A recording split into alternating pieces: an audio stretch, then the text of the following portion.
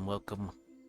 As then we'll be continuing with Phantastes of Faerie Romance by George MacDonald, as we pick up in Chapter 6. I let a man beware when his wishes fulfilled rain down upon him, and his happiness is unbounded. Folk, there thou bearing, thy red lips like worms travel over my cheek. Motherwell. But as I crossed the space between the foot of the hill and the forest, a vision of another kind delayed my steps. Through an opening to the westward flowed like a stream the rays of the setting sun, and overflowed with a ruddy splendor the open space where I was, and riding as it were down the stream towards me came a horseman in what appeared red armor. From frontlet to tail the horse likewise shone red in the sunset. I felt as if I must have seen the night before, but as he drew near, I could recall no feature of his countenance. Ere he came up to me, however, I remembered the legend of Sir Percival and the rusty armor which I had left unfinished in the old book in the cottage. It was of Sir Percival that he reminded me, and no wonder, for when he came close up to me, I saw that from crest to heel, the whole surface of his armor was covered with a light rust. The golden spurs shone, but the iron greaves glowed in the sunlight. The morning star which hung from his wrist glittered and glowed with its silver and bronze. His whole appearance was terrible, but his face did not answer to his appearance. To this appearance, it was sad even to gloominess, and something of shame seemed to cover it. Yet it was noble and high, though thus beclouded, and the form looked lofty. Though the head drooped, and the whole frame was bowed as with an inward grief, the horse seemed to share in its master's dejection, and walk spiritless and slow. I noticed, too, that the white plume on his helmet was discolored and drooping. He's fallen in the joust with spears, I said to myself. Yet it becomes not a noble knight to be conquered in spirit because his body hath fallen. He appeared not to observe me, for he was riding past without looking up, and started with a warlike attitude the moment the first sound of any voice reached him. Then a flush as of shame covered all his face that the lifted beaver disclosed. He returned my greeting with distant courtesy and passed, but suddenly he reined up, sat a moment still, and then turning his horse rode back to where I stood looking after him. I am ashamed, he said, to appear a knight and in such a guise, but it behoves me to tell you to take warning from me, lest the same evil in this kind overtake the singer that has befallen the knight. Hast thou ever read the story of Sir Percival and— here he shuddered that his armor rang. The Maiden of the Alder Tree? In part I have, said I, for yesterday at the continuance of this forest, I found it in a cottage the volume wherein it is recorded. Then take heed, he rejoined, for see my armor, I put it off. And it befell to him, so has it befallen to me. I that was proud and humble now, yet is she terribly beautiful. Beware.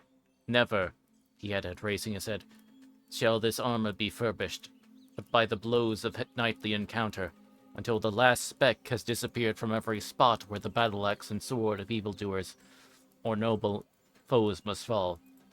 When I shall again lift my head and say to my squire, do thy duty once more and make this armor shine. Before I could inquire further, he had struck spurs into his horse and galloped away, shrouded from my voice and the noise of his armor. For I called after him, anxious to know about this fearful enchantress, but in vain, he heard me not. Yet, I said to myself, have been often warned. Surely I shall be on my guard, and am fully resolved I shall not be ensnared by any beauty, however beautiful. Doubtless some one man may escape, and I shall be he. So I went on into the wood, still hoping to find, in some one of its mysterious recesses, my lost lady of the marble. The sunny afternoon died into the loveliest twilight, and great bats began to flit about with their own noiseless flight, seemingly purposeless, be- because its objects are unseen. The monotonous music of the owl issued from all unexpected quarters in the half-darkness around me. The glowworm was alight here and there, burning out into the great universe. The nighthawk heightened all the harmony and stillness with his high-oft recording discordant jar. Numberless unknown sounds came out of the unknown dusk, but all were of twilight kind, oppressing the heart as with the condensed atmosphere of dreamy, undefined love and longing. The odors of night rose, and bathed me in that luxurious mournfulness peculiar to them, as if the plants where they flowed had been watered with bygone tears. Each earth drew me towards her bosom. I felt as if I could fall down and kiss her. I forgot I was in fairyland and seemed to be walking in a perfect night of our own old nursing earth. Great stems rose about me, uplifting a thick multitudinous roof above me of branches and twigs and leaves. The bird and insect world are lifted over mine with its own landscapes, its own thickets and plants, and paths and glades and dwellings, its own birdways and insect delights. Great boughs crossed my path, great roots based the tree columns and mightily clasped the earth, strong to lift and strong to uphold. It seemed an old forest, perfect in forest ways and pleasures.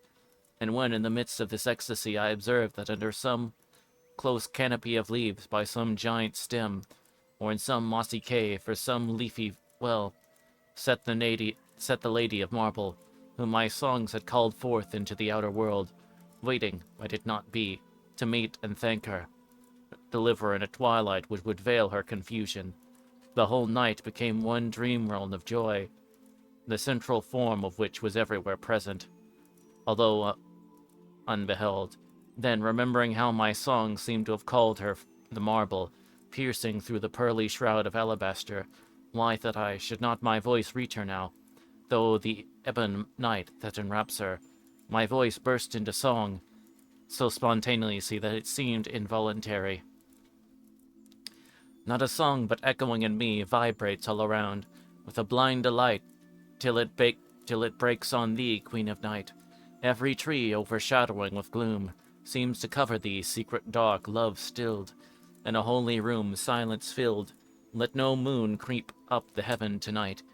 I in darksome noon, walking hopefully, seek my shrouded light, grope for thee. Darker grow the borders of the dark, though the branches glow. From the roof above, star and diamond sparks light for love. Scarcely had the last sounds floated away from the hearing of my own ears, when I heard instead a low, delicious laugh near me. It was not the laugh of one who would not be heard, but the laugh of one who had just received something long and patiently desired, a laugh that ends in a low musical moan. I started, and turning sideways, saw a dim white figure seated beside an intertwining thicket of smaller trees and underwood. "It is my white lady," I said, and flung myself on the ground beside her, striving through the gathering darkness to get a glimpse of the form which had broken its prison at my call. "It is your white lady," said the sweetest voice in reply, sending a thrill of speechless delight through a heart which all the love charms of the preceding day and evening had been tempering for this culminating hour. Yet if I would have confessed it, there was something either in the sound of the voice, although it seemed sweetness itself, or else in this yielding which awaited no gradation of gentle approaches, that did not vibrate harmoniously with the beat of my inward music, and likewise, when taking her hand in mine, I drew closer to her, looking for the beauty of her face, which indeed I found too plenteously. A cold shiver ran through me, but "It is the marble," I said to myself, and heeded it not. She withdrew her hand from mine, and after that would scarce allow me to touch her. It seemed strange, after the fullness of her first greeting, that she could not trust me to come close to her. Though her words were those of a lover, she kept herself withdrawn, as if a mile of space interposed between us. "Why did you run away from me when you woke in the cave?" I said. Did I? She returned. It's very unkind of me. I did not know better. I wish I could see you. The night is very dark. So it is. Come to my grotto. There is light there. Have you another cave, then? Come and see. But she did not move until I rose first, and then she was on her feet before I could offer my hand to help her. She came close to my side and conducted me through the wood, but once or twice, when involuntarily almost, I was about to put my arm around her. As we walked on through the warm gloom, she sprang away several paces, always keeping her face full towards me, and then stood looking at me, slightly stooping in the attitude of one who fears some half-seen enemy. It was too dark to discern the expression of her face. Then she would return and walk close beside me again, as if nothing had happened. I thought this strange, but beside that I had almost, as I said before, given up the attempt to account for appearances in fairyland. I judged that it would be very unfair to expect from one who had slept so long and had been so suddenly awakened, a behavior correspondent to what I might unreflectively look for. I knew not what she might have been dreaming about. Besides, it was possible that while her words were free, her sense of touch might be exquisitely delicate. At length, after walking a long way in the woods, we arrived at another thicket, through the intertexture of which was glimmering a pale rosy light. Push aside the branches, he said, and make room for us to enter. I did as she told me. Go in, she said. I will follow you. I did as she desired, and found myself in a little cave, not very unlike the marble cave. It was festooned and drapered with all kinds of green that clung to shady rocks. In the furthest cove, half hidden in the leaves, through which it glowed, mingling lovely shadows between them, burned a bright rosy flame on a little earthen lamp. The lady glided around by the wall behind me, still keeping her face towards me, and seated herself in the furthest corner, with her back to the lamp, which she hid completely from my view. I then saw indeed a form of perfect loveliness before me. Almost it seemed as if the light of the rose lamp shone through her, for it could not be reflected from her. Such a delicate shade of pink seemed to shadow what it in itself must be a marbly whiteness of hue. I discovered afterwards, however, that there was one thing in it I did not like, which was that the white part of the eye was tinged with the same slight roseate hue as the rest of the form. It is strange that I cannot recall her features, but they, as well as her somewhat girlish figure, left on me simply and only the impression of intense loveliness. I lay down at her feet, gazed up into her face as I lay. She began and told me a strange tale, which likewise I cannot recollect, but which at every turn and every pause, somehow or other, fixed my eyes and thoughts upon her extreme beauty, seeming always to culminate in something that had a relation, revealed or hidden, but always operative, within her own loveliness. I lay entranced. It was a tale which brings back a feeling as of snows and tempest, torrents and water sprites, lovers parted for long and meeting at last, with a gorgeous summer night to close up the whole. I listened till she and I were blended with the tale, till she and I were the whole history, and we had met at last in this same cave of greenery, while the summer night hung around us heavy with love, and the odors that kept through the silence from the sleeping woods were the only signs of an outer world which invaded our solitude. What followed I cannot clearly remember, the succeeding horror almost obliterated. I woke as a grey dawn stole into the cave. The damsel had disappeared, but in the shrubbery at the mouth of the cave stood a strange, horrible object. It looked like an open coffin set up on one end. Only that part, for the head and neck, was defined from the shoulder part. In fact, it was a rough representation of the human form, only hollow, as if made of decaying bark torn from a tree. It had arms were only slightly seamed down from the shoulder blade by the elbow, as if bark had healed again from the cut of a knife. But the arms moved, and the hands and fingers were tearing asunder a long, silky tress of hair. The thing turned round. It had for a face and front those of my enchantress, but now of a pale greenish hue in the light of the morning, and with dead, lustreless eyes. Toward the moment, another fear invaded me. I put my hands to my wrist, and found indeed that my girdle of beech leaves was gone. Hair again in her hands, she was tearing it fiercely. Once more, and she turned, she laughed a low laugh, but now full of scorn and derision. Then she said, as if to a companion with whom she had talking while I slept, "There he is, you can take him now." I lay still, petrified with dismay and fear, for I saw another figure beside her, which although vague and indistinct, I yet recognized but too well it was the ash tree. My beauty was the maid of the alder. She was giving me, spoiled of my only availing defense, into the hands of my awful foe. The ash bent his gorgon head and entered the cave. I could not stir. He drew near me. His ghoul eyes and his ghastly face fascinated me. He came stooping with the hideous hand outstretched like a beast of prey. I had given myself up to a death of unfathomable horror, when suddenly, and just as he was on the point of seizing me, the dull, heavy blow of an axe echoed through the wood, followed by others in quick repetition. The ash shuddered and groaned, withdrew the outstretched hand, retreated backwards to the mouth of the cave, then turned and disappeared amongst the trees. The other walking deaf looked at me, with a careless dislike on her beautifully molded features, then heedless any more to conceal her hollow deformity, turned her frightful back, and likewise vanished amid the green obscurity without.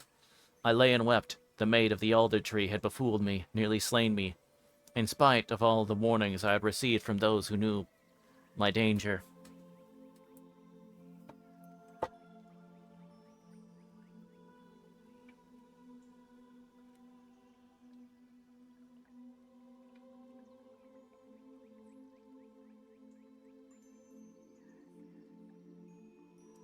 Okay, that's the end of chapter 6.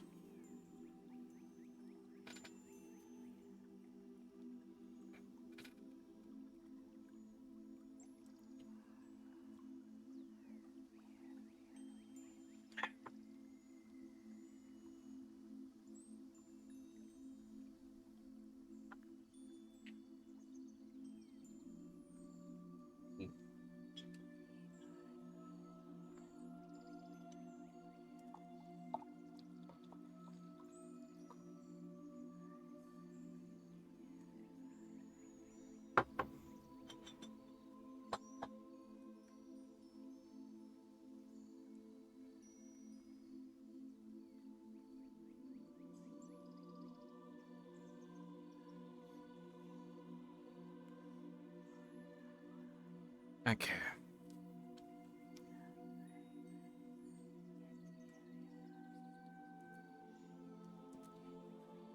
Okay, chapter 7.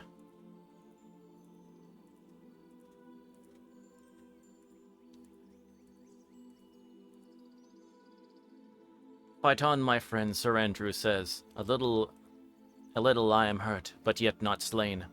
I'll but lie down and bleed a while, and then I'll rise and fight again. Ballad of Sir Andrew Barton. But I could not remain where I was any longer, though the daylight was hateful to me, and the thought of the great, innocent, bold sunrise unendurable. Here there was no well to cool my face, smarting with the bitterness of my own tears. Nor would I have washed in the well of that grotto had it flowed clear as the rivers of paradise. I rose and feebly left the sepulchral cave.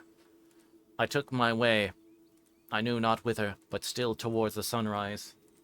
The birds were singing, but not for me. All the creatures spoke a language of their own, with which I had nothing to do, and to which I cared not to find the key any more.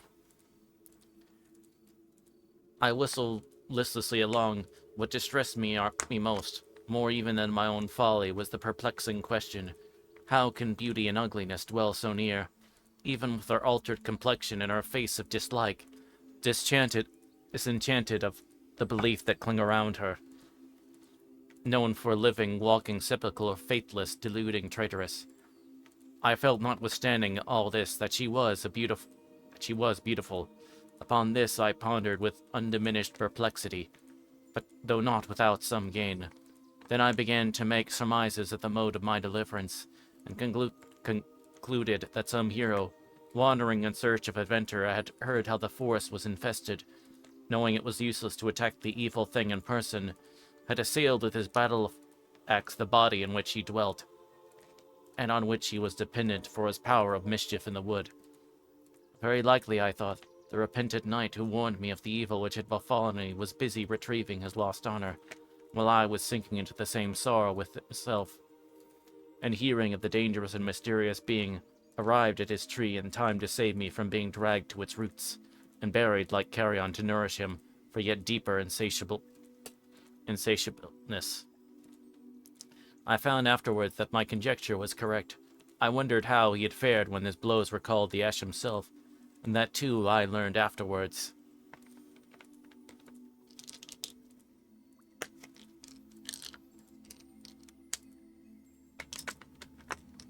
Hold on a second.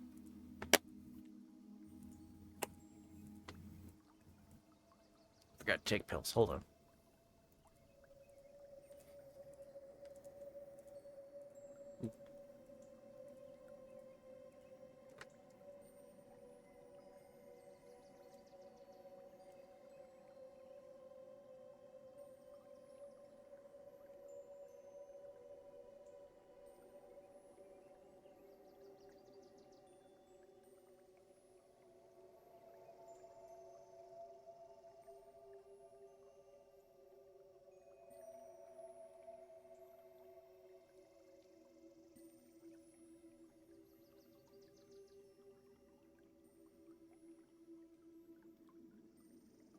Ah.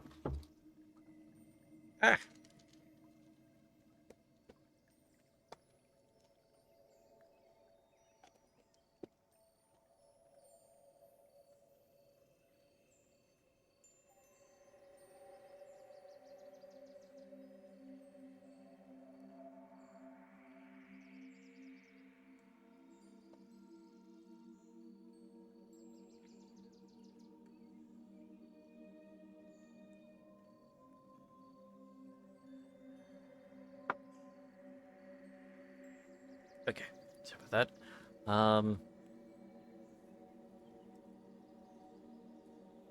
I walked on the whole day with intervals of rest, but without food, for I could not have eaten, had any been offered, till in the afternoon. I seemed to approach the outskirts of the forest, and at length arrived at a farmhouse.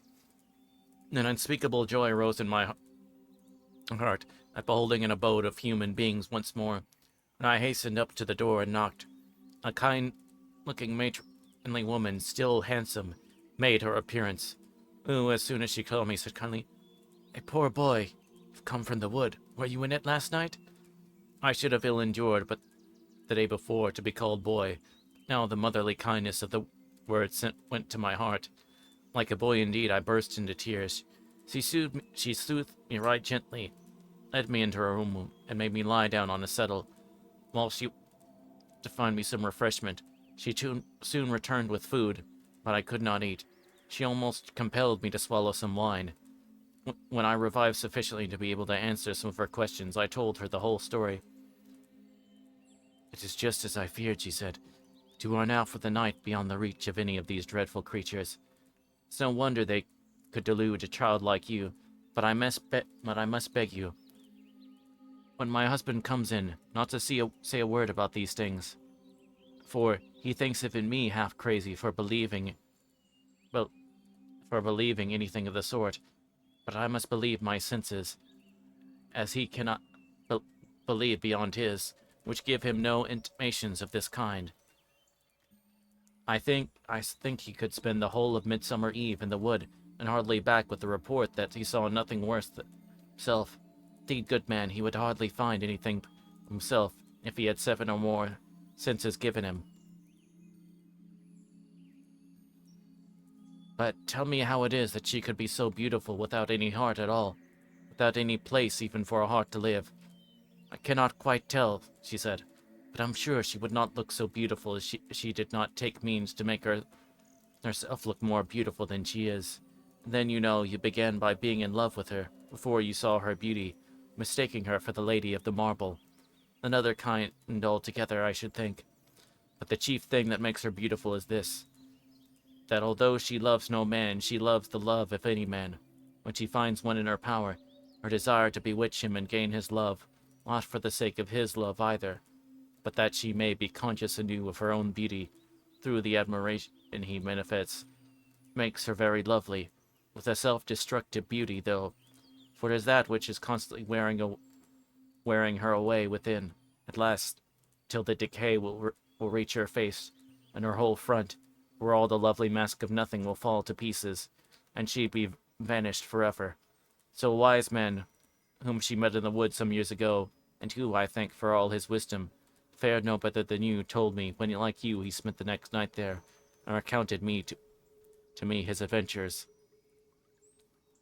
I thanked her warmly for her solution, although it was but partial, wondering much that in her, as in any woman I met on my first entering the forest, there should be some superiority to her apparent condition. Here, she left me to take some rest. Indeed, I was too much agitated to rest in any other way than by simply ceasing to move. In half an hour, I heard a heavy step approach and enter the house. A jolly voice, whose slight huskiness appeared to proceed from overmuch laughter, called out, "Betsy, the pig stuff is quite empty." As a Pefty, "Let them swill less. There are no use but to get fat. Ha! Gluttony is not forbidden in their commandments."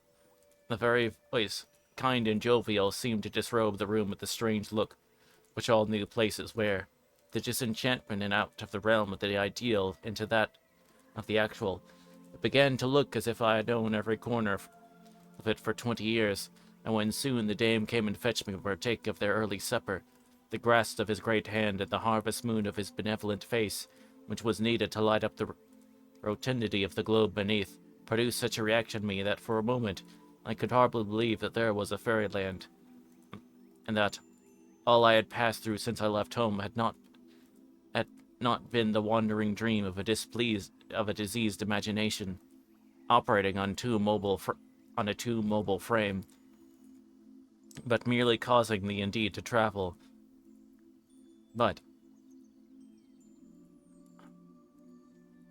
the next moment my eye fell upon a little girl who was sitting in the chimney corner, with a little book open on her knee, from which she had apparently just looked up to fix great inquiring eyes upon her. I believed in fairyland again.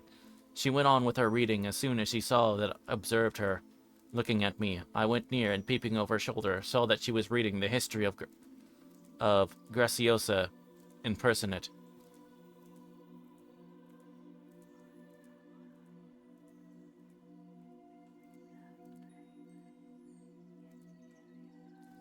"Very improving book, sir," remarked the old farmer with a good-humored laugh.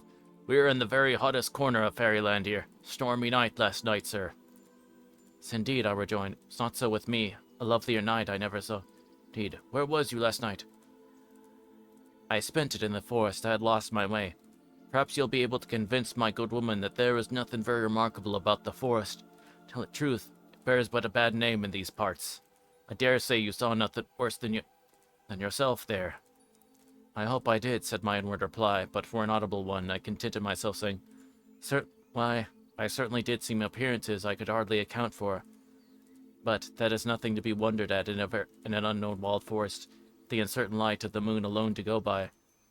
"True, you speak like a sensible man, sir, but very few sensible folks around us.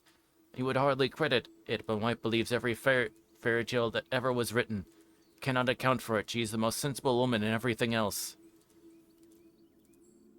"But should not that make you treat her belief with something of respect, though you cannot share it yourself?"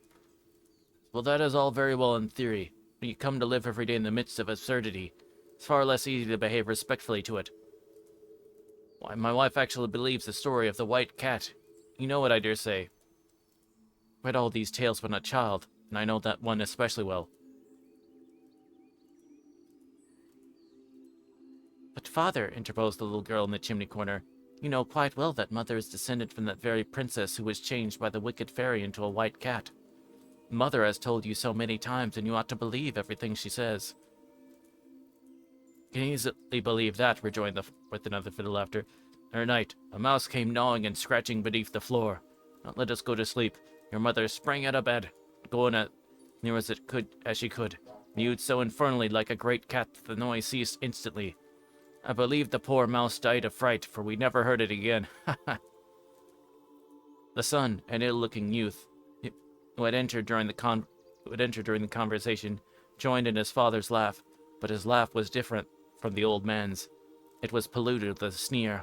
I watched him and saw that as soon as it was Oyer, he looked scared, as if he dreaded some evil consequence to follow his presumption. The woman stood near, waiting till we should seat ourselves at the table, and listening to it all with an amused air, which had something in it of the look which one listens to the sententious remarks of a pompous child. We sat down to supper, and I ate heartily. My bygone distress began to look far off. "In what direction are you going?" asked the old man. "Eastward," I replied. Nor could I give a more definite answer. Does the forest extend much farther in that direction? For miles and miles. Not know how far, although I have lived on the borders of it all my life. Been too busy to make journeys of discovery into it. Nor do I see what I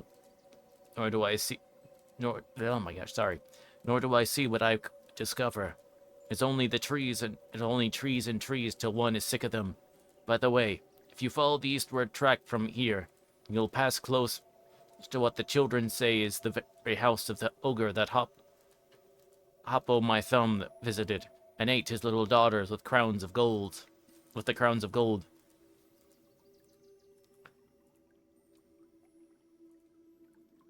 Oh, father, ate his little daughters. No, he only changed their golden crowns for nightcaps. The great long-toothed ogre killed them in mistake.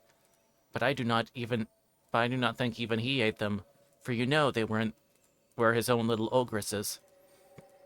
Well, child, you know all about it a great deal better than I do. However, the house has, of course, such a foolish neighborhood as this. A bad enough name. I must confess there is a woman living in it, with teeth long enough and white enough, too, for the lineal descendant of the greatest ogre that ever was made. I think you had better not go near her.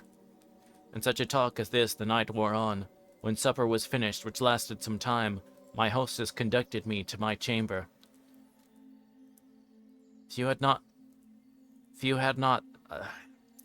had enough of it already, she said, I would have put you in another room which looks toward the forest. You would most likely have seen something more of its inhabitants, but they frequently pass the window, and even enter the room sometimes. Strange creatures spend whole nights in it, at certain seasons of the year. I'm used to it and do not mind it, nor does my little girl, who sleeps in the always. But this room looks southward towards the open country, and they never show themselves here. At least I never saw any. I was somewhat sorry not to gather any experience that I might have of the inhabitants of Fairyland, but the effect of the farmer's company and of my own later adventures was such that I chose rather an undisturbed night in my more human quarters, which with their clean white curtains and white linen was very inviting to my weariness. Hold on a second. Turn my heater down.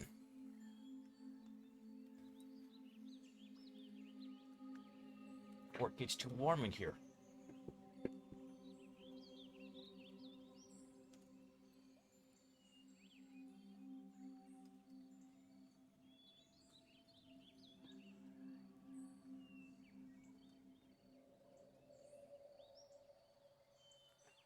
Yeah, it's better.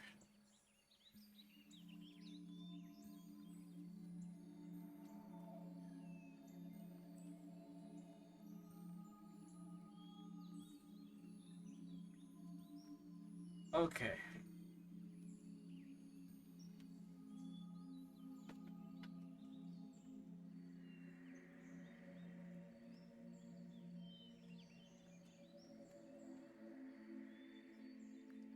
Oh.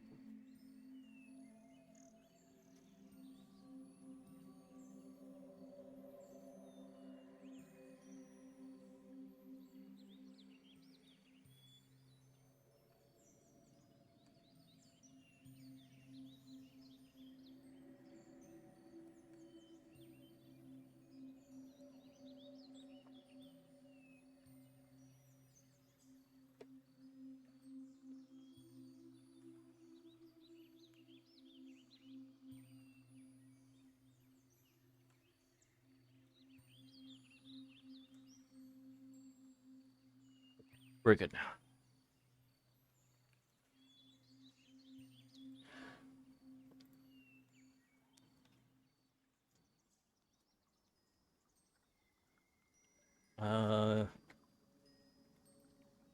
In the morning I awoke refreshed, after a profound and dreamless sleep.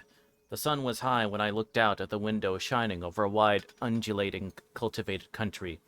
Various garden vegetables were growing beneath my window. Everything was everything was radiant with clear sunlight. The dewdrops were sparking their busiest. The cows in a nearby field were eating, as if they had not been at all yesterday. The maids were singing at their work. As they passed to and fro between the outhouses, I did not believe in fairyland, and I went down and found the family already at breakfast. But before I entered the room, the little girl came to me and looked up in my face. So though she wanted to say something, I stooped towards her. She put her arms around my neck, and her mouth to mine, and whispered, "A white lady has been flitting about the house all night." "No whispering behind doors," cried the farmer. We entered together. "Have you slept? No bogies, eh?" "Not one, thank you. I slept uncommonly well." "Dear, come and breakfast." After breakfast, the farmer and his son went out, and I was left alone with the mother and daughter. When I looked out of the window this morning, I said, I felt almost certain that fairyland was all a delusion of my brain. Whenever I come near you or your little daughter, I feel differently. Yet I could persuade myself after my last adventures to go back and have nothing more to do with such strange beings. How will you go back?" said the woman. That I do not know. Because I have heard that for those who enter fairyland, there is no way of going back. They must go on and go through it. How, I do not know, and how I do not in the least know. It's quite the impression on my own mind. Something compels me to go on if my only path was onward, but I feel less inclined this morning to continue my adventures. "Come and see my little child's room. She sleeps in the one I told you of towards the forest." "Willingly," I said. So we went together, the little girl running forward to open the door for us. It was a large room full of old-fashioned furniture that seemed to have once belonged to some great house. The window was built with a low arch and filled with lozenge-shaped panes. The wall was very thick and built of solid stone. I could see that part of the house had been erected against the remains of some old castle or abbey, or other great building. The fallen stones which had probably served to complete it. But as soon as I looked out of the window, a gush of wonderment and longing flowed over my soul like the tide of a great sea. Fairyland lay before me, and drew me towards it with irresistible attraction. The trees bathed their great heads in the waves of the morning, while their roots were planted deep in gloom, save where on the border the sunshine broke against their stems, or swept in long streams their avenues, washing with brighter hues all the leaves over which it flowed, revealing the rich brown of the decayed leaves and fallen pine cones, and the delicate greens of the long grasses and tiny forests of moss that cover the channel over which it passed in motionless rivers of light. I turned hurriedly to bid my hostess farewell without further delay. She smiled at my haste, but with an anxious look. "You'd better not go near the house of the ogre, I think. My son will show you into another path, which will join the first beyond it." Not wishing to be too headstrong or too confident anymore, I agreed, and having taken leave of my kind entertainers, went to the wood, accompanied by the youth.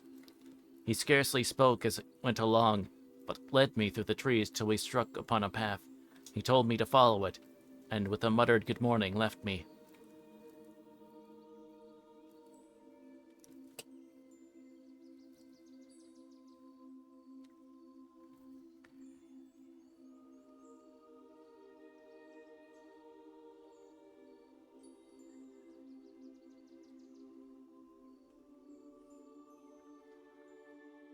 Swig. Okay, so that was the end of chapter 8. Alright. Or, that was the end of chapter 7, excuse me. Now we start in chapter 8.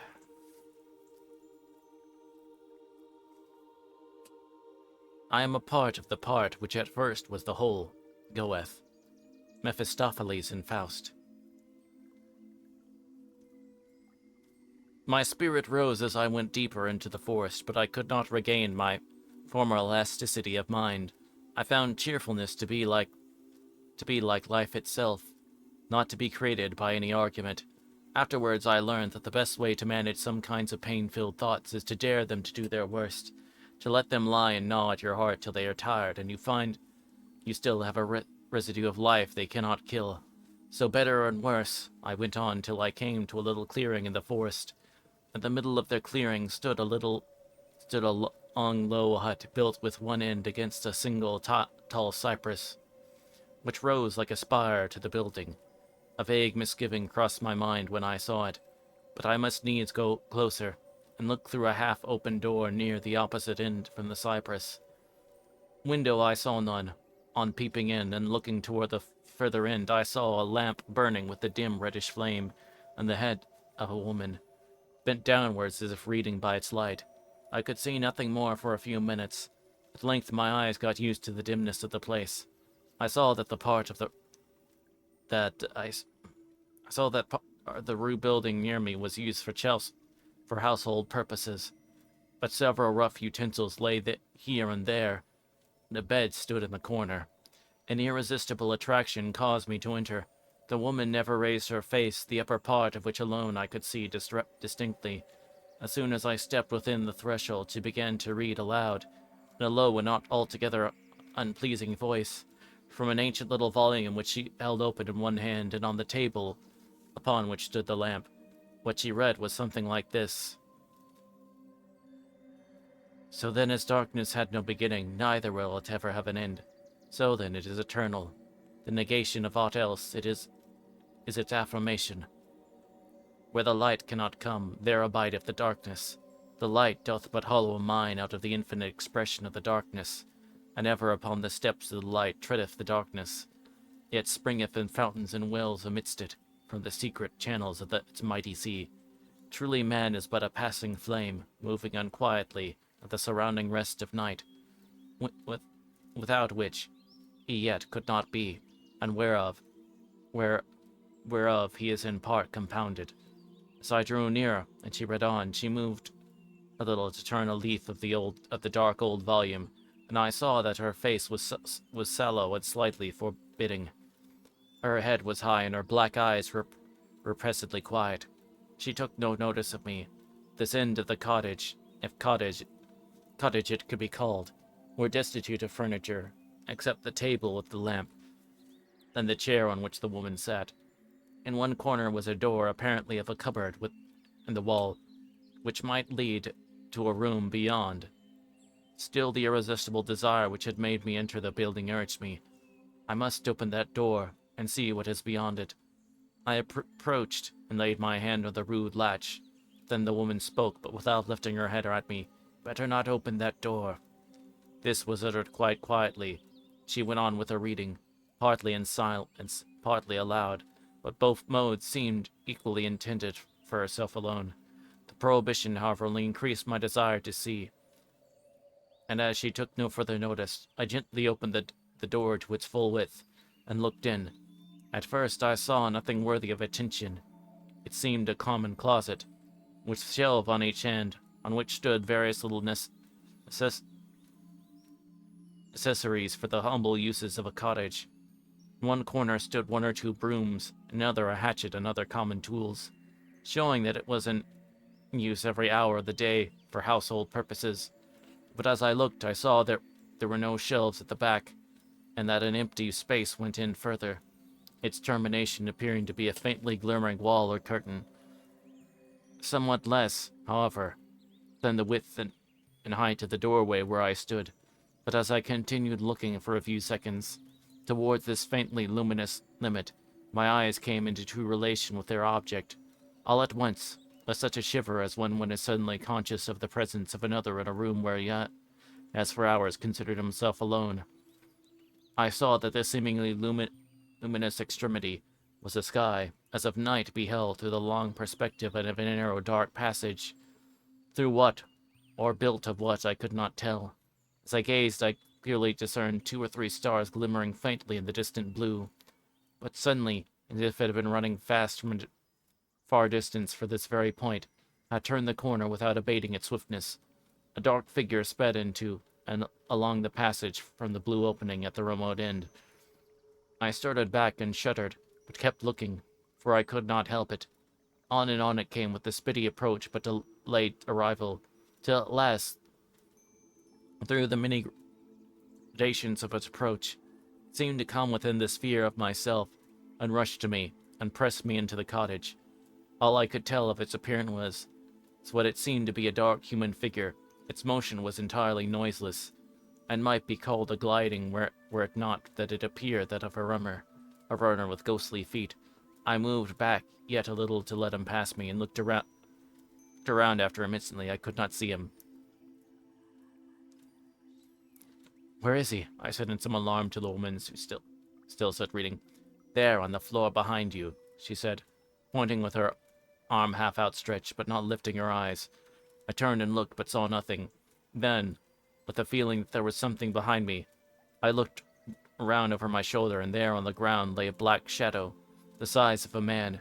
It was so dark that I could see it in the dim light of the lamp, which shone full upon it, apparently without thinning at all the intensity of its hue. "I told you," said the woman. "You better not look into that closet." "What is it?" I said with a growing sense of horror. "It's only your shadow that has found you," she replied.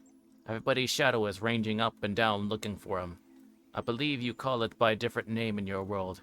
Yours has found you, as every person is almost certain to do who looks into that closet, especially after meeting one in the forest, whom I dare say you have met." Here, for the first time, she lifted her head and looked full at me. Her mouth was full of long, white, shining teeth, and I knew that I was in the house of the ogre.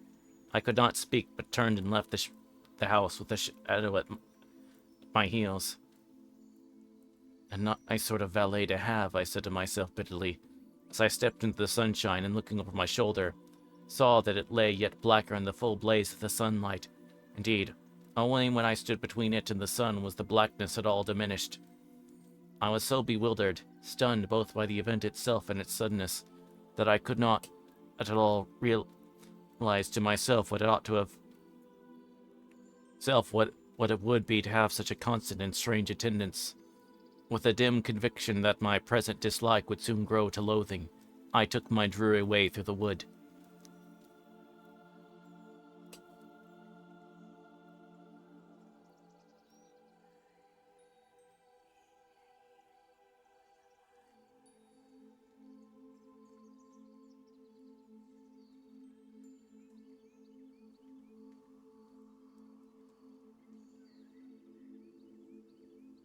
Okay. That was chapter 8, so now on to chapter 9. O lady, we receive but what we give, and in our life alone does nature live. Ours is her wedding garments, ours her shroud. Ah, from the soul itself must issue forth a light, a glory, a fair luminous cloud, enveloping the earth, and from the soul itself must there be sent a sweet and poignant voice of its own birth, of all sweet sounds the life and element, Coleridge. From this time until I arrived at the palace of Fairyland, I can attempt no consecutive account of my wanderings and adventures. Everything henceforward existed for me in its relation to my attendant. What influences he exercised upon everything into contact with which I was brought may be understood with a few detached instances. To begin with, this very day on which he first joined me, after I had walked heartlessly along for 2 or 3 hours, I was very weary and lay down to rest in a most delightful part of the forest, carpeted with wild flowers. I lay for half an hour in a dull repose, and then got up to pursue my way. The flowers on the spot where I had lain were crushed to the earth, but I saw that they would soon lift their heads and rejoice again in the sun and air. Not so those on which my shadow had lain. The very outline of it could be traced in the withered, lifeless grass, and the scorched and shriveled flowers which stood there, dead and hopeless of any resurrection. I shuddered, and hastened away with sad forebodings. Few days I had reason to dread an extension of its baleful influences from the fact that it was no longer confined to one position in regard to myself. Hitherto, when seized with an irresistible desire to look on my evil demon, which longing would unaccountably seize me at any moment, returning at longer or shorter intervals, sometimes every minute, I had to turn my head backwards and look over my shoulder, in which position, as long as I could retain it, I was fascinated. One day, having come out on a clear grassy hill, which commanded a glorious prospect, although of which I cannot now tell, my shadow moved round, and came in front of me, and presently a new manifestation increased my distress, for it began to coruscate, and shoot out on all sides a radiation of dim shadow. These rays of gloom issued from the central shadow as from a black sun, lengthening and shortening with continual change, but wherever a ray struck, that part of earth or sea or sky became void and desert, and sad to my heart. On this, the first development of its new power, one ray shot on the rest, seeming to lengthen infinitely, until it smote the great sun on the face, which withered and darkened beneath the blow. I turned away and went on. The shadow retreated to its former position, and when I looked again, it had drawn in all its spears of darkness and followed like a dog at my heels. Once, as I passed by a cottage, there came a lovely fairy child with two wondrous toys, one in each hand. The one was the tube through which the fairy-gifted poet looks when he beholds the same thing everywhere, the other that through which he looks when he comes into new forms of loveliness, those images of beauty which his own choice has gathered from all regions whereon he has traveled. Round the child's head was an aureole of emanating rays. As I looked at him in wonder and delight, round crept from behind me the something dark, and the child stood in my shadow. Straightway he was a commonplace boy, with a rough, broad-brimmed straw hat, through which brim the sun shone from behind. The toys he carried were a multiplying glass and a kaleidoscope. I sighed and departed. One evening was a great silent flood of western gold flowing through an avenue in the woods. Down the stream, just as when I saw him, came the sad knight riding on his chestnut steed. But his armor did not shine half so red as when I saw him first.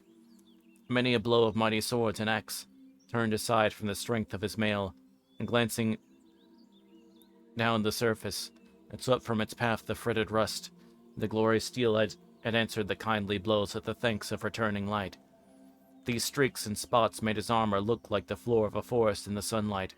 His forehead was higher than before, for the contracting wrinkles were nearly gone, and the sadness that remained on his face was the sadness of a dewy summer twilight, not that of a frosty autumn morn. He, too, had met the alder made in his eye, but had plunged him in the torrent of mighty deeds, and the stain was nearly washed away. No shadow followed him. He had not entered the dark house. He had not had time to open the closet door. Will he ever look in? I said to myself. Must his shadow find him some day? But I could not answer my own questions. We traveled together for 2 days. I began to love him. It was plain that he suspected my story in some degree, and I saw him once or twice looking curiously and anxiously in my attendant gloom, which all this time had remained very obsequiously behind me, but I offered no explanation, and he asked none. Shame at my neglect of his warning, and a horror which had shrunk from even alluding to its cause, kept me silent, till on the evening of the second day, some noble words from my companion roused all my heart, and I was at the point of falling on his neck and telling him the whole story, seeking if not for helpful advice, for of that I was hopeless, yet for the comfort of sympathy, when round saw the shadow, and in rapped my friend, and I could not trust him. The glory of his brow vanished, the light of his eyes grew cold, and I held my peace. The next morning we parted. But the most dreadful thing of all was that I now began to feel something like satisfaction in the presence of the shadow. I began to be rather vain of my intended, saying to myself, "Land like this with so many illusions everywhere, I need this aid to disenchant the things around me. He does away with all appearances, shows me things in their true color and form. and I am not one to be fooled with the vanities of the common crowd. I will not see beauty when there is none. I will not dare to behold things as they I will dare to behold things as they are. If I live in a waste instead of a paradise, I will live knowing where I live. But of this, a certain exercise of his power soon followed quite cured me, turning my feelings toward him once more into loathing and distrust. It was this.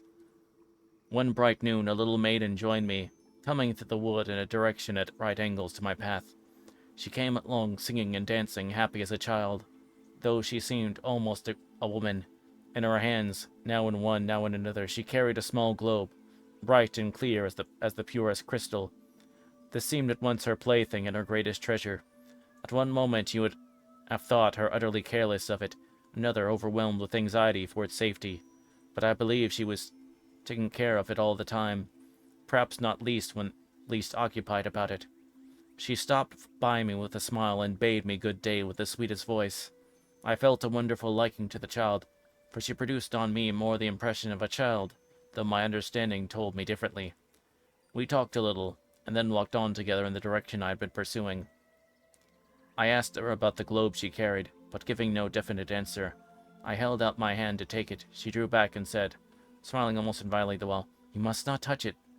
Then, after a moment's pause, "If you do, it must be very gently." I touched with a finger. A slight vibratory motion rose in it, accompanied or perhaps manifested by a faint sweet sound. I touched it again, but the sound increased. I touched it a third time. A tiny torrent of harmony rolled out the little globe. She would not let me touch it any more. We traveled on together all the day. She left me when twilight came on, but the next day at noon, she met me as before, and again we traveled till evening. The third day she came once more at noon, and we walked on together. Now, though, we had talked about a great many things connected with Fairyland and the life she had led hitherto. I had never been able to learn anything about the globe. This day, however, as we went on, the shadow glided around and interrupted the maiden. It could not change her, but my desire to know about the globe, which in his gloom began to waver as with an inward light, and to shoot out flashes of many-colored flame, grew irresistible. I put out both my hands and laid hold of it. It began to sound as before.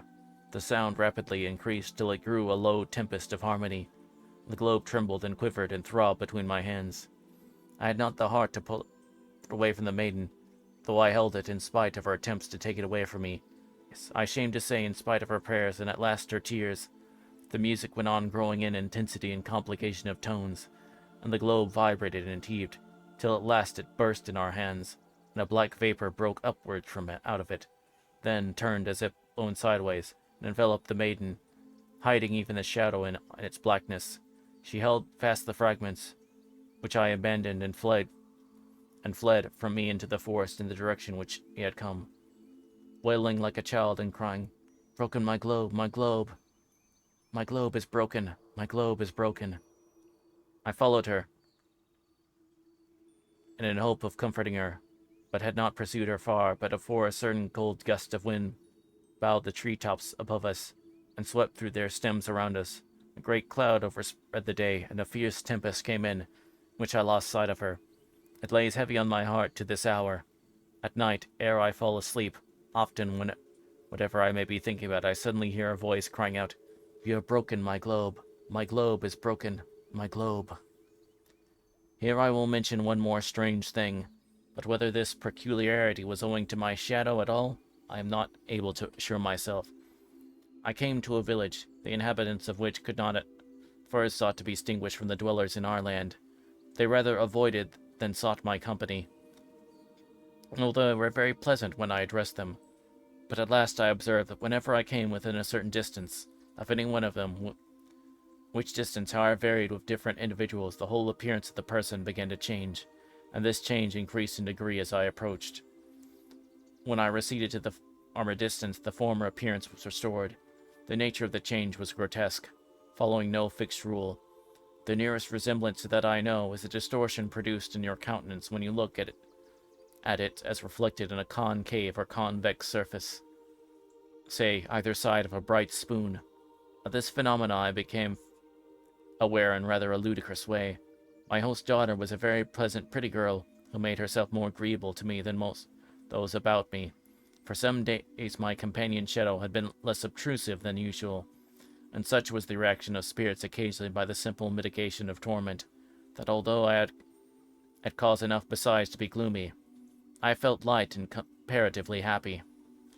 My impression is that she was quite aware of the law of appearances that existed between the people of the place and myself, and resolved to amuse herself at my expense, for one evening, after some jesting and raillery, she somehow or other provoked me to attempt to kiss her, but she was well defended from any assault of the kind.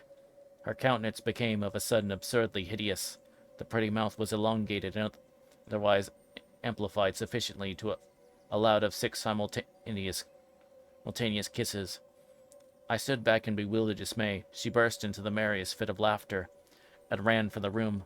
I soon found that the same undefinable law of change operated between me and all the other villagers, and that, to feel I was in pleasant company, it was absolutely necessary for me to discover and observe the right focal distance between myself and each one with whom I had to do. This done, all well pleasantly enough. Whether, when I happened to neglect this precaution, I presented to them all equally ridiculous appearance, I did not ascertain, but I presume the alteration was common to the approximating parties. I was likewise unable to determine whether I was a necessary party to the production of the strange transformations, or whether it took place as well under the given circumstances between the inhabitants themselves. That is chapter 9.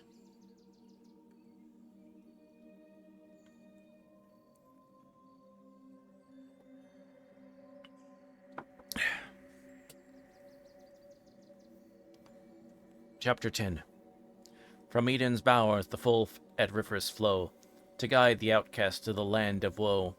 Our earth one little toiling streamlet yields, to guide the wanderers to the happy fields. After leaving this village, where I had rested for nearly a week, I traveled through a desert region of dry sand and glimmering rocks, peopled principally by goblin fairies. When I first entered their domains, and indeed, whenever I fell in with another tribe of them, they began mocking me with offered handfuls of gold and jewels, making hideous grimaces at me and performing the most antic homage, as if they thought I expected reverence, and meant to humor me like a maniac.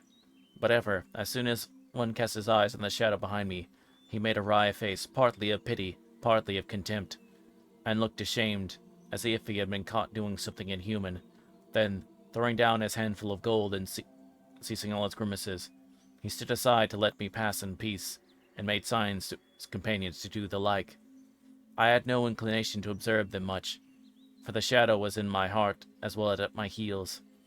I walked listlessly and almost hopelessly along, till I arrived one day at a small spring, which, bursting cool from the heart of a sun-heated rock, flowed somewhat southwards from the direction I had been taking. I drank of this spring, and found myself wonderfully refreshed. A kind of love to the cheerful little stream arose in my heart. It was born into paradise, but it seemed to say to itself, I will flow and sing and lave my banks till I make my desert a paradise. I thought I could not do better than follow it and see what it made of. Sat down with the stream, I went over rocky lands, burning with sunbeams, but the rivulets flowed not far. Before a few blades of grass appeared on its banks, and then, here and there, a stunted bush. Sometimes it disappeared altogether underground, and after I had wandered some distance, as near as I could guess, in the direction it seemed to take, I would suddenly hear it again singing, sometimes far away to my right or left, amongst new rocks, over which it made new cataracts of watery melodies. Verdure on its banks increased as it flowed. Other streams joined it, and at last, after many days' travel, I found myself, one gorgeous summer evening, resting by the side of a broad river, with a glorious horse-chestnut tree towering above me, and dropping its blossoms, milk-white and rosy-red, all about me. As I sat, a gush of joy sprang forth in my heart and overflowed at my eyes. Through my tears the whole landscape glimmered in such bewildering loveliness that I felt as if I were entering fairyland for the first time. and some loving hand were aiming to cool my head, a loving word to warm my heart. Roses, wild roses everywhere. So plentiful were they. They not only perfumed the air, they seemed to dye it in a faint rose hue. The color floated abroad with the scent, and clomb and spread, until the whole west blushed and glowed with the gathered incense of roses, and my heart fainted with longing in my bosom. Could I but see the spirit of the earth, as I saw once the indwelling woman of the birch tree, and my beauty of the pale marble, I should be content. Content. Oh, how gladly would I die at the light of her beauty, I die at the light of her eyes. Yea, I would cease to be, if that would bring me one word of love from the one mouth. The twilight sank around and enfolded me with sleep. I slept as I had not slept for months. I did not awake till late in the morning. Refreshed in body and mind, I rose from the depth that wipes out the sadness of light, and then dies itself in the new morrow. Again I followed the stream, now climbing a steep rocky bank that hemmed it in, now wading through long grass and wild flowers in its path, and through meadows and anon through woods that crowded down to the very lip of the water. At length, in a nook of the river, gloomy with the weight of overhanging foliage, and still and deep as a soul in which the torrent eddies of pain have hollowed a great gulf, and then subsiding it in violence, have left it full of a motionless, fathomless sorrow. I saw a little boat lying. So still was the water here that the boat needed no fastening. It lay as if someone had just stepped ashore and would in a moment return.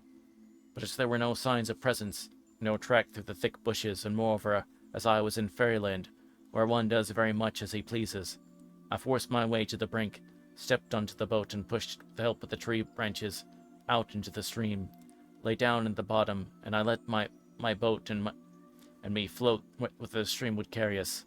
I seemed to lose myself in the great flow of sky above me, unbroken in its infinitude.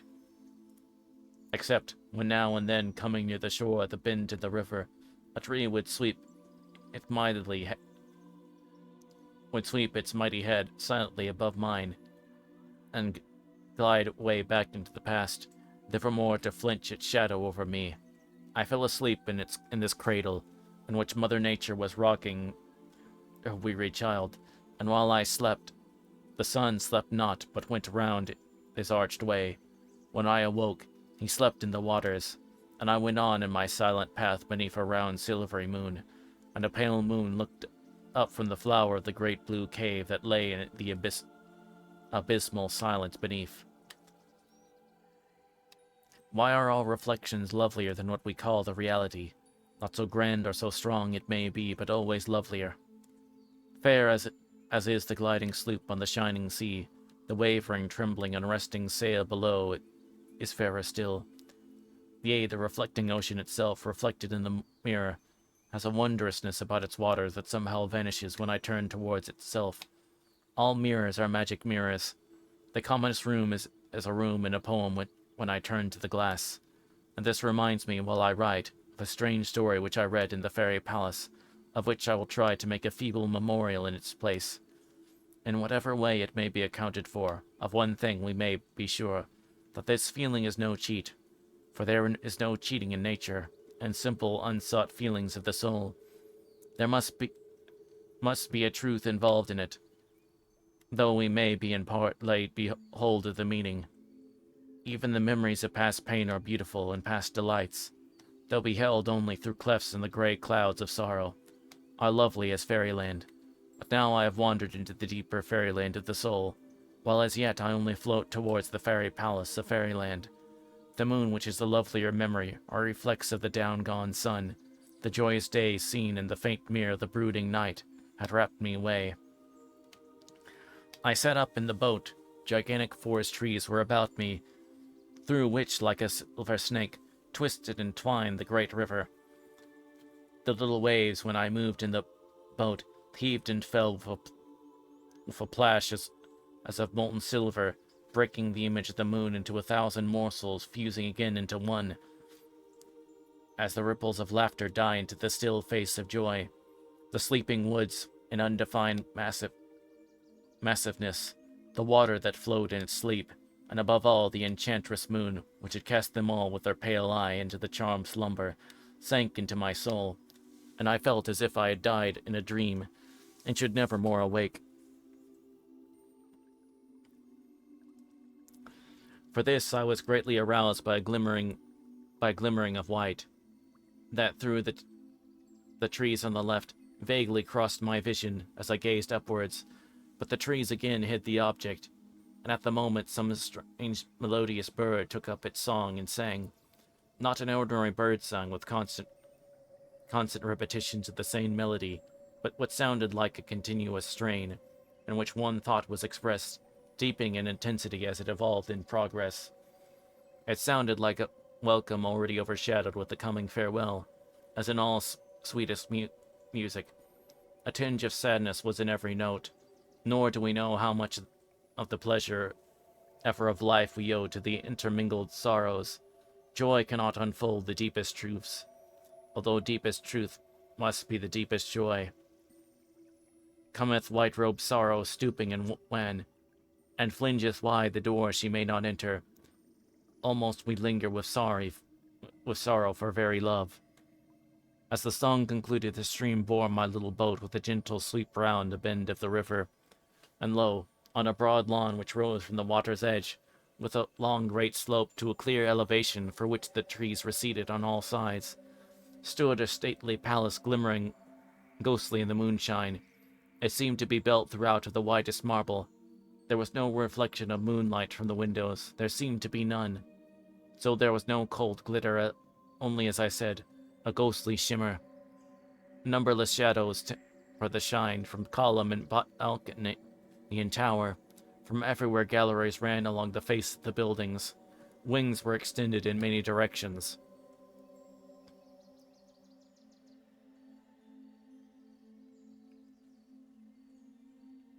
I lost my place. My bad. Hold on.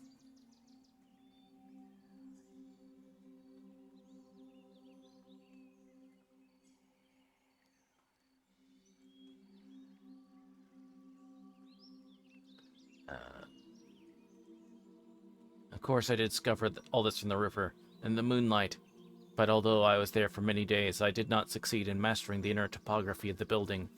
So extensive and complicated was it. Here I wished to land, but the boat had no oars on board. However, I found that a plank, serving for a seat, was unfastened. With that, I brought the boat to the bank and scrambled on the shore.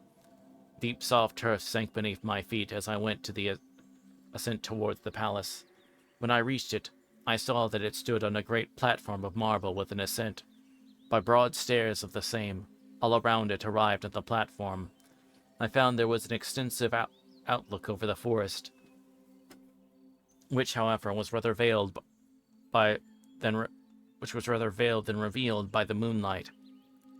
Entering a wide gateway, but without gates, into an inner court, surrounded on all sides by great marble pillars surrounding galleries above, I saw a large fountain of porphyry in the middle, throwing up a lofty column of water, which fell with a noise as so the fusion of all sweet sounds into a basin beneath, overflowing which it ran into a single channel towards the interior of the building, though the moon was by this time so low in the west that not a ray of her light fell into the court.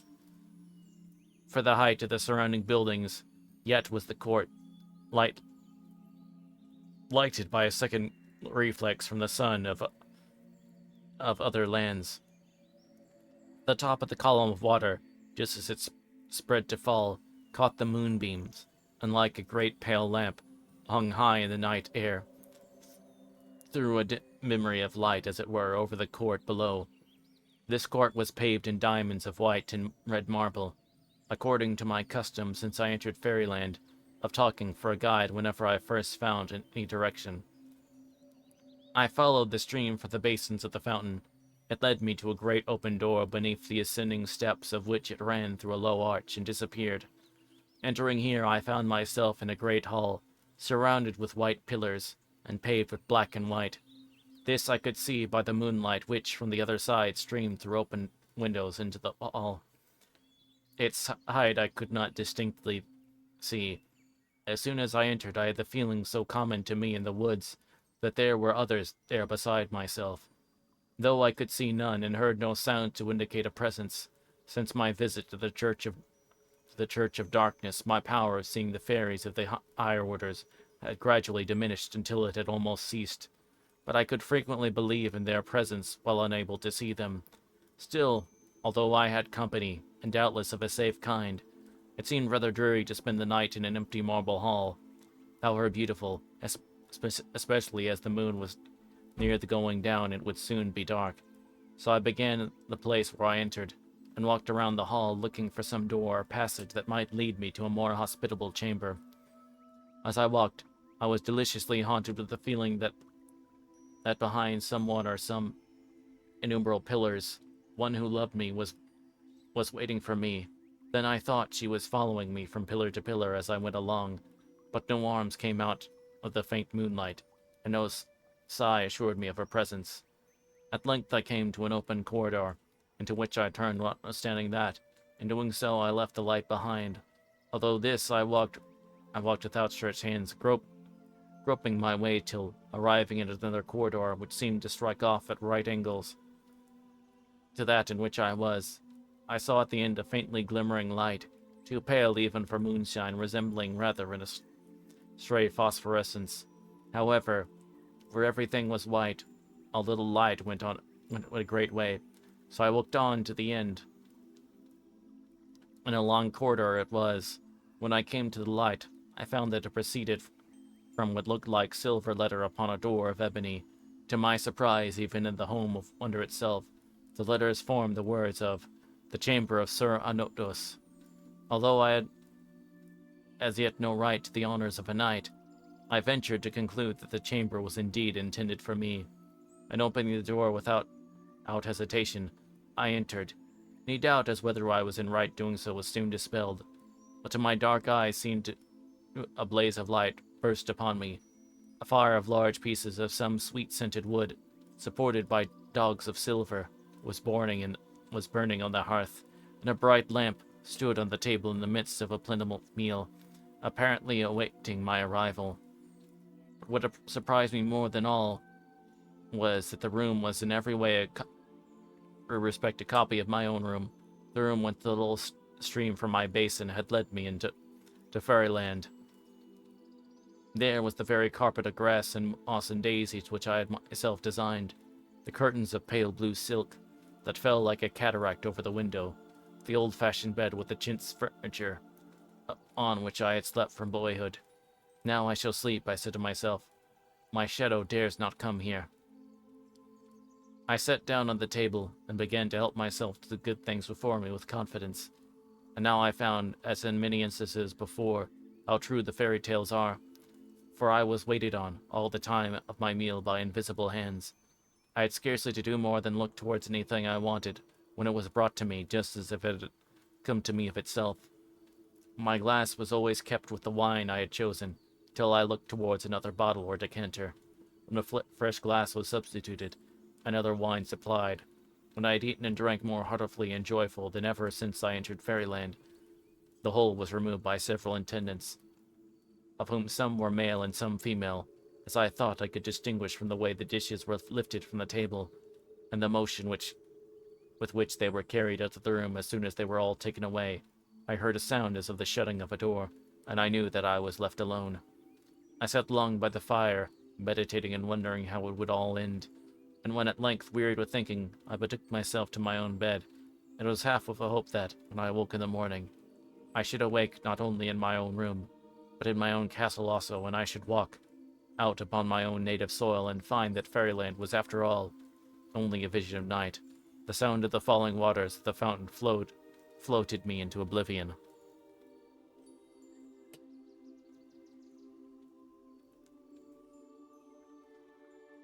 Okay, that was chapter 10, so now we'll move on to chapter 11. I will take a drink, though.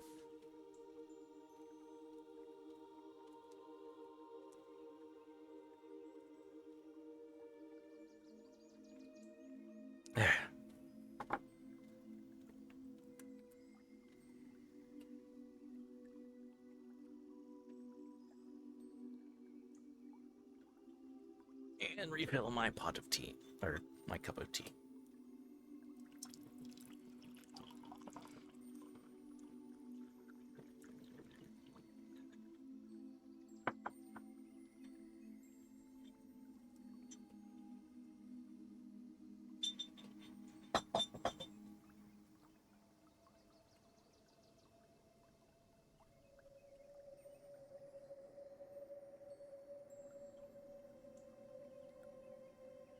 Okay.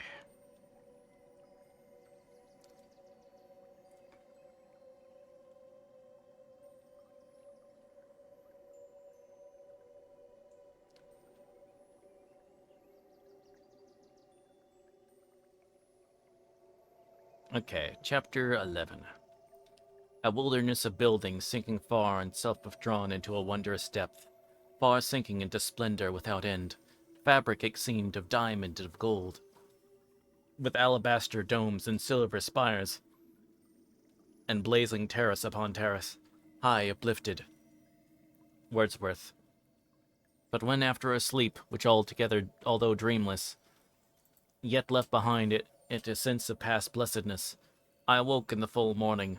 I found indeed that the room was still my own, but when it looked abroad upon an unknown landscape of forest and hall and dale on the one side, and on the other upon the marble court with the great fountain, the crest of which now flashed glorious in the sun, and cast on the pavement beneath a shower of faint shadows from the waters that fell from it into the marble basin below. Agreeably to all authentic accounts of the treatment of travelers in Fairyland, I found by my bedside a complete suit of fresh clothing, just such as I was in the habit of wearing, for although varied sufficiently from the one removed, it was yet in a complete accordance with my tastes. I dressed myself in this, and went out. The whole palace shone like silver in the sun. The marble was partly dull and partly polished, and every pinnacle, dome, and turret ended in a ball or cone or cusp of silver. It was like frostwork, and too dazzling in the sun for earthly eyes like mine. I will not attempt to describe the environs save by saying, with all the pleasures to be found in the most varied and artistic arrangement of wood and river, lawn and wild forest, garden and shrubbery, rocky hill and luxurious vale, and living creatures, wild and tame, and gorgeous birds, scattered fountains, little streams, and reedy lakes, all were here. Some of the palace itself I shall have occasion to describe more minutely, for this whole morning I never thought of my demon shadow, and not till the weariness which served on my delight brought it again to my memory did I look round to see if it was behind me.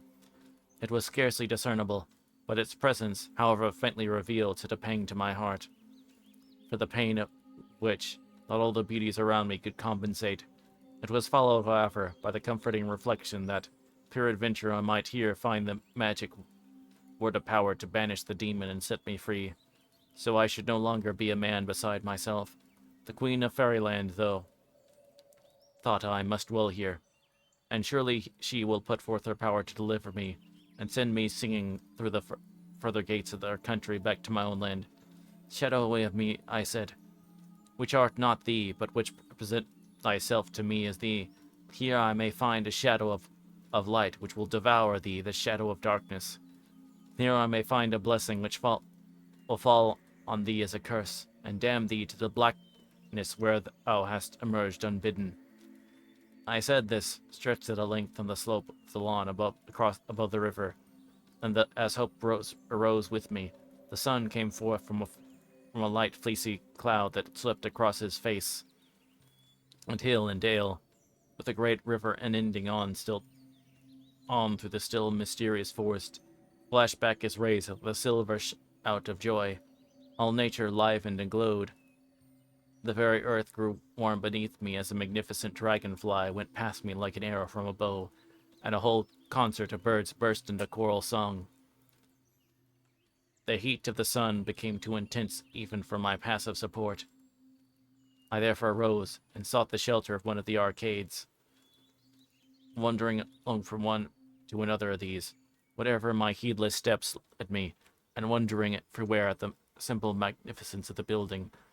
I arrived at another hall, the roof of which was a pale blue, spangled with the constellations of silver stars. and supported the porphyry pillars of a paler red, ordinary. In this house, I remark with passing, silver seemed everywhere preferred to gold, and such was the purity of the air that it showed nowhere signs of tarnishing. The whole of the floor of this hall, except a narrow path behind the pillars, paved with black, was hollowed into a huge basin, many feet deep and filled with the purest, most liquid and radiant water. The sides of the basins were white marble, and the bottom was paved with all kinds of refulgent stones of every shape and hue. In their arrangement, you would have supposed, at first sight, that there was no design, for they seemed to lie as if cast there from careless and playful hands. For it was a most harmonious confusion, and as I looked at the play of their colors, especially when the waters were in motion, I came at last to feel as if not one little pebble could be displaced, without injuring the effect of the whole. Beneath this flood of the water lay the reflection of the blue inverted roof, fretted with its silver stars, like a second deeper sea, clasping and upholding the first. The fairy bath was probably fed from the fountain in the court, led by an irresistible desire. I undressed and plunged into the water. It clothed me as with a new sense in its object, both in one. The waters lay so close to me, they seemed to enter and revive my heart. I rose to the surface, shook the water from my hair, and swam as in a rainbow, and the coruscations of the gems below seen through the agitation caused by my motion. Then, with open eyes, I dived and swam beneath the surface, and here was a new wonder, for the basin thus beheld appeared to extend on all sides by a sea, with here and there groups as of ocean rock, followed by ceaseless billows and wondrous caves and grotesque pinnacles. Around the caves grew seaweeds of all hues, and the coral glowed between, while far off I saw the glimmer of what seemed to be creatures of human form at home in the waters. I thought I had been enchanted, and that when I rose to the surface I should find myself miles from land, swimming alone upon a heaving sea. But when my eyes emerged from the waters, I saw above me the blue-spangled vault, and the red pillars around. I dived again and found myself once more in the heart of a great sea. I then arose and swam to the edge, where I got out easily, for the water reached the very brim. As I drew near, washed in a tiny waves with the black marble border, I dressed and went out deeply refreshed. And now I began to discern faint gracious forms, here and there through the building. Some walked together in earnest conversation, others strayed alone. Some stood in groups as if talking about a picture or a statue. None of them heeded me, nor were they plainly visible to my eyes. Sometimes a group or a single individual would fade entirely out of the realm of my vision as I gazed. When evening came and the moon arose clearly as a round of arisen sea when the sun hangs over in the west, I began to see them all more plainly, especially when they came between me and the moon, and yet more especially when I myself were in the shade. But even then I sometimes saw only the passing wave of a white robe, or a lovely arm or neck gleamed by in the moonshine. Or white feet went walking alone or over the moony sward. Nor, I grieve to say, that did I ever come much nearer to these glorious beings, or ever look upon the Queen of Fairies herself. My destiny ordered otherwise. In this palace of marble and silver, and fountains and moonshine, I spent many days, waited upon constantly in my room with everything desirable, and bathing daily in the fairy bath. All this time I was little troubled with my demon shadow. I had a vague feeling that he was somewhere about the palace, but it seemed as if the hope that I should in this place be finally freed from his hated presence had sufficed to banish him for a time. How and where I found him, I shall soon have to relate. The third day after my arrival, I found the library of the palace, and here all the time I remained. I spent most of the middle of the day, for it was not to mention far greater attractions, a luxurious retreat from the noontide sun. During the mornings and afternoons I wandered about the lovely neighborhood, or lay lost in delicious daydreams beneath some mighty tree or the open lawn. My evenings were by and by spent in a part of the palace, the account of which and of my adventures in connection with it I may yet postpone for a while. The library was a mighty hall, lighted from the roof, which was formed something like glass vaulted over a single piece, and stained throughout with a great mysterious picture and gorgeous coloring. The walls were lined from floor to roof with books and books, most of them in ancient bindings, but some in strange new fashions which I had never seen, and which, were I to make the attempt, I could ill describe. All around the walls in front of the books ran galleries in rows communicating by stairs. These galleries were built of all kinds of colored stones, all sorts of marble and granite, with porphyr, jasper, lapis lazuli, agate, and various others were ranging in the wonderful melody of successive colors. Although the material then of which these galleries and stairs were built rendered necessary a certain degree of massiveness in the construction, yet such was the size of the place that they seemed to run along the walls like cords. Over some parts of the library descended curtains of silk of various dyes, none of which I ever saw lifted while I was there, and I felt somehow that it would be presumptuous in me to venture to look within them, but the use of many other books seemed free, and day after day I came to the library, threw myself in one of the many sumptuous eastern carpets, which lay here and there on the floor, and read until weary, if that can be designated as weariness, which was rather the faintness of rapturous delight, or until sometimes the failing of the light invited me to go abroad, in the hope that a cool, gentle breeze might have arisen to bathe with an airy, invigorating bath the limbs which the glow of the burning spirit within had withered no less than the glow of the blazing sun without. One peculiarity of these books, or at least most of those I looked into, I must make a somewhat vain attempt to describe. If, for instance, was a book of metaphysics I opened, I had scarcely read 2 pages before I seemed to myself to be pondering over discovered truth, and constructing the intellectual machine whereby to communicate the discovery to my fellow men. With some books, however, of this nature, it seemed rather as if the process was removed yet a great way further back, and I was trying to find the root of a manifestation, the spiritual truth whence a material vision sprang, or to combine 2 propositions both apparently true, either at once or in a differently remembered moods, and to find the point in which their invisibly converging lines would unite in one, revealing a truth higher than either and differing from both, though so far from being opposed to either that it was that whence each derived its life and power. Or if the book was one of travels, I found myself the traveler. New lands, fresh experiences, novel customs rose around me. I walked, I discovered, I fought, I suffered. I rejoiced in my success. Was it a history? I was the chief actor therein. I suffered my own blame. I was glad in my own praise. With the fiction it was the same. Mine was the whole story, for I took the place of the character who was most like myself, and his story was mine, until, grown weary of the life of years condensed in an hour, or arrived at my deathbed or the end of the volume, I would awake with the sudden bewilderment to the consciousness of my present life, recognizing the walls and roof around me, and finding I joyed or sorrowed only in a book. If the book was a poem, the words disappeared, or took the subordinate positions of an accompaniment to the succession of forms and images that rose and vanished with a soundless rhythm and a hidden rhyme. In one with a mystical title, which I cannot recall, I read of a world that is not like ours.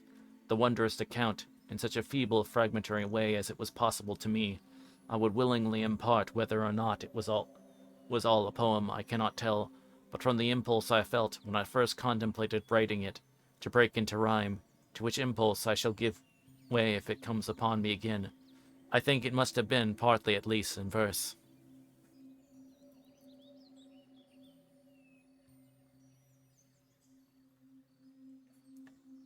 Okay, and that is chapter 12.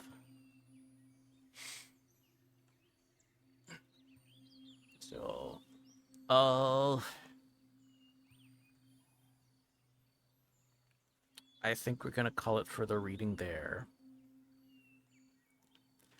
For this week, and this, because I have more reading to do this week before I head out, but Hope you did enjoy it. So, see y'all next time, where we'll be picking back up with chapter 12.